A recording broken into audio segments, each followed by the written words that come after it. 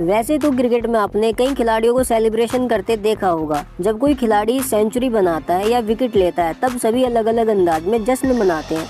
लेकिन बांग्लादेश एक ऐसी टीम है जो मैदान पर अपने सेलिब्रेशन के लिए काफी बदनाम है। आपने बांग्लादेश के नागिन डांस सेलिब्रेशन को तो देखा ही होगा। तो आज हम आपको बताएंगे कि कैसे बांग्लादेश को भारत के सामने नागिन डांस करना बहुत ही भारी पड़ गया और ऐसी क्या घटना हो गई थी कि पूरी भारतीय टीम ने श्रीलंका के राष्ट्रीय ध्वज को हाथ में थामकर पूरे मैदान का चक्कर लगाया था। तो बने रहिए हमारे साथ अंत तक। ये कहानी शुरू होती है निदाश ट्रॉफी 2018 के सेमीफाइनल मैच से, जहां बांग्लादेश और श्रीलंका का आमना सामना था। जीतने वाली टीम को भारत से फाइनल मुकाबला खेलना था। श्रीलंका ने पहले बल्लेबाजी करते हुए 214 रन बनाए थे। जवाब में बांग्लादेश को अंतिम 5 बॉल पर 12 रन चाहिए थे। इस ओवर में 2 बॉल कंधे के ऊपर से गुजर जाती है, जिसे नो बॉल करार नहीं दिया जाता है। इस बात पर बांग्लादेश के कप्तान साकिब काफी नाराज हो जाते हैं और वो अपने खिलाड़ियों को बीच मैदान से वापस आने को कहते हैं। तभी बांग्लादेश के सब्स्टिट्यूट फील्डर मैदान में घुस आते हैं और श्रीलंकन खिलाड़ियों से उलझ जाते हैं। बात को बढ़ते हुए देखकर अंपायर बीच बचाव करते हैं और जब माहौल शांत होता है तो महमूदुल्लाह चौका और छक्का लगाकर बांग्लादेश को फाइनल में पहुंचा देते हैं। इसके बाद बांग्लादेशी खिलाड़ी काफी उत्तेजित हो जाते हैं और बीच मैदान में ही नागिन डांस करने लगते हैं।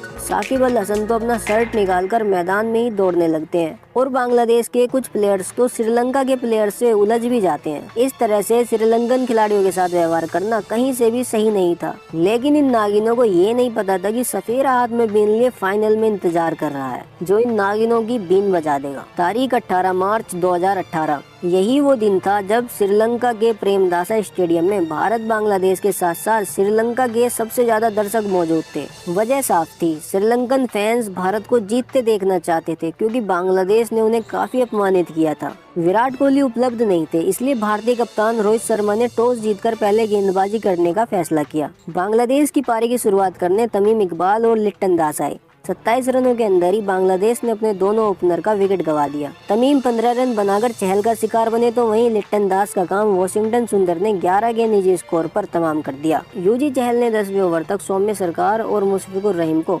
पवेलियन भेजकर बांग्लादेश का स्कोर 68 पर 4 कर दिया। बांग्लादेश काफी मुश्किलों में दिख रही थी, लेकिन शब्बीर एक छोर पर लगे हुए थे। आउट होने से पहले शब्बीर रहमान ने 50 बॉल पर 77 रनों की ताबड़तोड़ पारी खेली और अंत में महमूदुल्लाह की 21 और मेहंदी हसन मिराज के 27 गेंदों पर 19 रनों की बदौलत बांग्लादेश 166 रनों पर पहुंच गया। अब बारी भारतीय बल्लेबाजों की थी। टी20 में 167 रनों का लक्ष्य मुश्किल नहीं होता, लेकिन भारत के पास मध्य क्रम में विराट कोहली नहीं थे, इसलिए यहाँ से कुछ भी आसान नहीं होने वाला था। हालांकि शिखर और रोहित की जोड़ी ने भारत को आक्रामक शुरुआत दिलाई, लेकिन ये जोड़ी ज्यादा देर तक नहीं टिक पाई। तीसरे ओवर में साकिब ने शिखर को आउट करके भारत को पहला झटका दे दिया। अगले ओवर में रुबेल ने रायना को शून्य पर आउट करके भारत का स्कोर 32 रनों पर 2 विकेट कर दिया। अब सारी जिम्मेदारी रोहित के कंधों पर आ गई और उनका साथ देने आए केएल राहुल ने आते ही काउंटर अटैक करना शुरू कर दिया ताकि कप्तान के ऊपर से प्रेशर कम कर सके। अभी राहुल 24 के निजी स्कोर पर पहुंचे ही थे कि रुबेल ने 10वें ओवर में भारत को तीसरा झटका दे दिया। अब भारत 83 रन पर 3 विकेट गंवा चुका था। यहाँ से भारत को 63 बॉलों पर 84 रन चाहिए थे। भारतीय कप्तान रोहित शर्मा अभी भी क्रीज पर जमे हुए थे, लेकिन दूसरे छोर पर उनका साथ निभाने मनीष पांडे की धीमी पारी ने रोहित शर्मा के धैर्य को चुनौती दे डाली और यहाँ से रनगति को बढ़ाने के प्रयास में रोहित शर्मा 56 के निजी स्कोर पर अपना विकेट गंवा बैठे। जैसे ही नजमुल सलाम ने उन्हें आउट किया तो अपना फन फैलाकर रोहित के सामने ही नागिन डांस करने लगे, लेकिन अभी उनको ये अंदाजा नहीं था कि ये उन पर कितना भारी पड़ने वाला है। जैसे ही रोहित आउट हुए तो भारत को 40 बॉलों पर 69 रन बनाने थे। लक्ष्य अभी भी कठिन नहीं था, लेकिन मनीष पांडे और विजय शंकर बांग्लादेशी गेंदबाजी आक्रमण के सामने बेबस नजर आने लगे। यहीं से बांग्लादेश ने शिकंजा कसना शुरू कर दिया।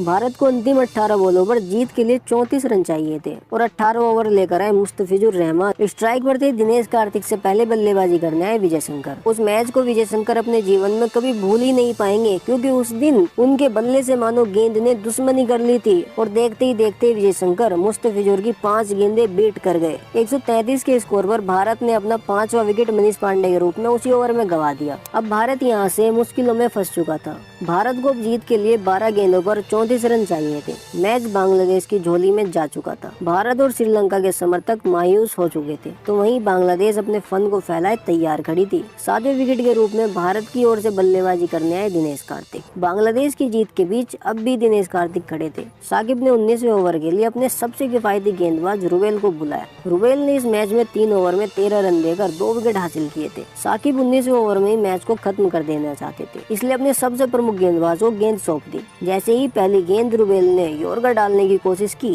तभी स्ट्राइक पर खड़े दिनेश कार्तिक ने उसे लो फुल टॉस में बदलकर सामने की ओर छक्का जड़ दिया। ओवर की दूसरी बॉल हाफ वॉली थी, जिसे कार्तिक ने मिड विकेट के ऊपर से चौके के लिए भेज दिया।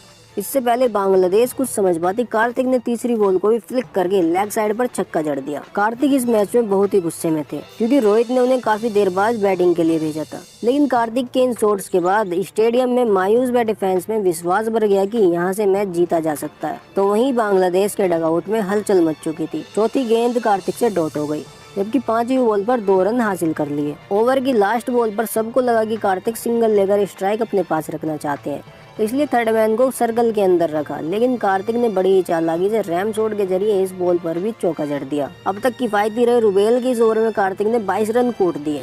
लेकिन मैच का असली रोमांच अभी बाकी था, क्योंकि आज विजय शंकर भारत की जीत के सामने चट्टान बनकर खड़े थे। आज मानो उन्होंने कसम खाई थी कि गेंद को बल्ले से टच नहीं करना है। बांग्लादेश की ओर से अंतिम ओवर लेकर आए सौम्य सरकार। अब जीत के लिए भारत को 6 गेंदों पर 11 रन बनाने थे, लेकिन विजय शंकर ने पहली बॉल पर बल्ला जोर से घुमाया और फिर एक बार बेट हो गए। दूसरी गेंद को विजय ने किसी तरह अपने बल्ले से टच किया और तुरंत ही सिंगल के लिए दौड़ पड़े। अब स्ट्राइक पर थे दिनेश कार्तिक। सबको लग रहा था कि आज दिनेश कार्तिक ही मैच के हीरो बनेंगे, लेकिन तीसरी गेंद पर कार्तिक भी एक ही रन ले पाए और उन्होंने विजय शंकर पर ही भरोसा दिखाया। विजय शंकर फिर से स्ट्राइक पर थे, लेकिन भारतीय खेमा अब काफी निराश हो चुका था। सौम्य सरकार ने जैसे ही चौथी गेंद वाइड यॉर्कर करने की कोशिश की, तो विजय ने उसे गाइड करके चौका बटोर लिया। पूरे मैच में पहली बार विजय ने कॉन्फिडेंस वाला शॉट खेला था। अब 2 गेंद पर भारत को जीत के लिए मात्र 5 रन बना लेते। अब भारतीय खेमा काफी खुश दिखाई दे रहा था, लेकिन वहीं 5वीं गेंद पर विजय शंकर ने छक्का लगाने का प्रयास किया, तो गेंद हवा में चली गई और बाउंड्री पर खड़े मेहंदी हसन मिराज ने जबरदस्त कैच लेकर भारत को फिर से बैकफुट पर धकेल दिया। इस मैच में ना जाने कितनी बार पासा पलटा। कभी लग रहा था कि बांग्लादेश जीत रहा है, तो कभी लग रहा था भारत जीत रहा है। लेकिन अब सब कुछ दिनेश कार्तिक के हाथों में था, क्योंकि अब भारत को ड्रॉ के लिए चौके तो वहीं जीत के लिए छक्के की जरूरत थी। सौम्य सरकार ने आखिरी गेंद पर वाइड यॉर्कर करने की कोशिश की, लेकिन कार्तिक भी तैयार थे और कार्तिक ने इस बॉल को बड़ी खूबसूरती के साथ कवर्स के ऊपर से फ्लैट 6 जड़ दिया। अंतिम बॉल पर कार्तिक ने छक्का लगाकर भारत को एक नामुमकिन सी जीत दिला दी थी और इस जीत के बाद भारत से ज्यादा श्रीलंका के फैंस खुश दिखाई दे रहे थे। भारत ने नागिन के फन को कुचल डाला था। श्रीलंका के इस अपार समर्थन को देखते हुए भारत ने श्रीलंका के राष्ट्रीय ध्वज के साथ पूरे मैदान का चक्कर लगाया और खेल भावना का परिचय दिया। आपको इस मैच में सबसे अच्छी बात क्या लगी, हमें कमेंट करके जरूर बताइए।